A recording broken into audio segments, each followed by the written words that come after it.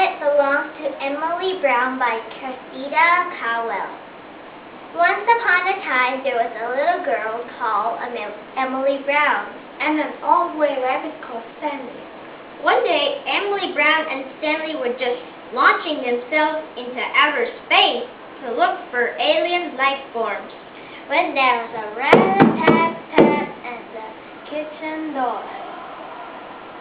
It was the chief footman to the queen. He said, "The queen has very kindly noticed your rabbit. She would like to have that bunny-wunny. In return, she offers this brand new golden teddy bear." Emily Brown looked at the queen's teddy bear. It was soft and new and gold and horrible. "It has staring eyes and no smile at all." "No, thank you," said Emily Brown. "This rabbit is not for sale. And his name isn't Bunny-Wunny, it's Stanley." And Emily Brown shut the door politely. An hour or so later, Emily Brown and Stanley was just riding through the Sahara Desert on their motorbike when there was a rat-a-tat-tat at the garden door. It was the army. The captain saluted and said, "Her Most Royal Highness Queen Gloriana III greets Miss Emily Brown, and she would like to have that bunny-wunny. In return, she offers her the brand new golden teddy bear and 10 talking dolls that say, 'Mama, Mama.'" Emily Brown said, "I don't want 10 talking dolls. I want my rabbit, and his name isn't Bunny-Wunny. It's Stanley." And Emily Brown sent that army away, left politely this time. A few days later, Emily Brown and Stanley were just deep-sea diving off the barrier reef When there was a rat-a-tat-tat at the garden door. It was the Navy. The Admiral saluted and said, "Her Most Glorious Royalist Queen Gloriana III greets Miss Emily Brown, and she would like you to hand over that rabbit at your earliest convenience. She points out that she is the poshest person on the planet, and Bunny-Wunny will be much better off with her. In return, she offers you the brand new golden teddy bear, 10 talking dolls that says Mama, Mama, and 50 rocking horses that rock forever." "I don't care who she is," said Emily Brown. "This rabbit belongs to me. And his name isn't Bunny-Wunny, it's Stanley!" And she sent the Navy away. A few weeks later, Emily Brown and Stanley were just climbing through the Amazonian rainforest when there was a rat-a-tat-tat at the garden door. It was the Air Force. The Wing Commander saluted and said, "Her Most Excellent, the Most Mighty Queen Gloriana III greets Miss Emily Brown, and says she must have Bunny-Wunny right now, or she will not answer for the consequences. In return, we will give her a brand new golden teddy bear, 10 talking dolls that say Mama, Mama, and 50 rocking horses that rock forever, and all the toys she could ever desire."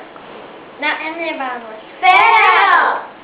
She sent the Air Force away and she painted a big notice on the garden gate door that read, that this rabbit is not for sale, and his name is not Bunny-Wunny, it's Stanley.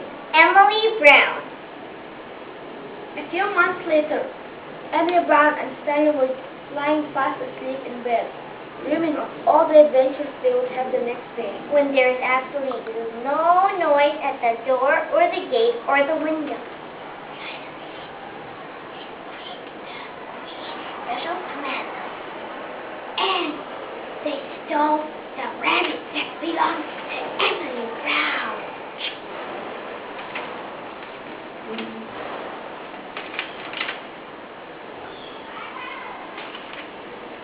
When Emily Brown woke up the next morning, for the first time in her life, there was no Stanley!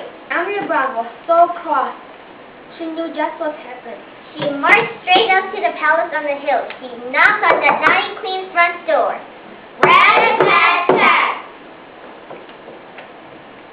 Emily Brown ran into the palace, and there was the naughty queen crying like anything.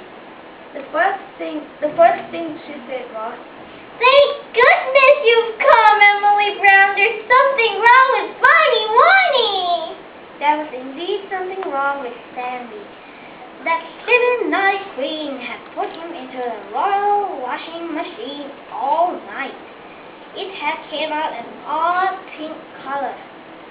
the royal dressmakers had stuffed him full of stuffing, so he wasn't sleepy floppy anymore.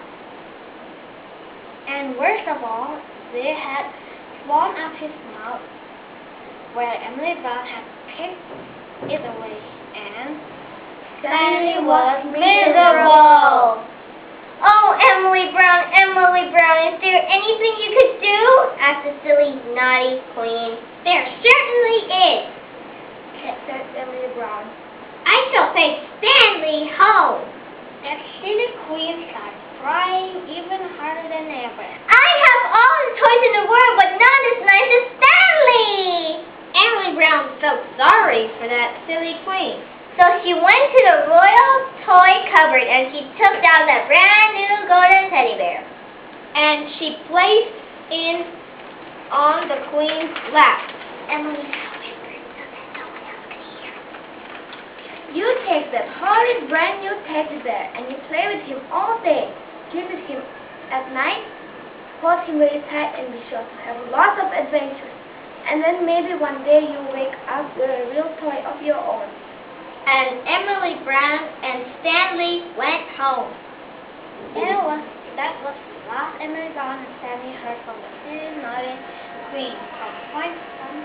But one day, A couple years later, just as Emily Brown and Stanley were exploring the outermost regions of the Milky Way, there came a rat on the kitchen door. it was the postman with a letter for Emily Brown. And it said, Thank you.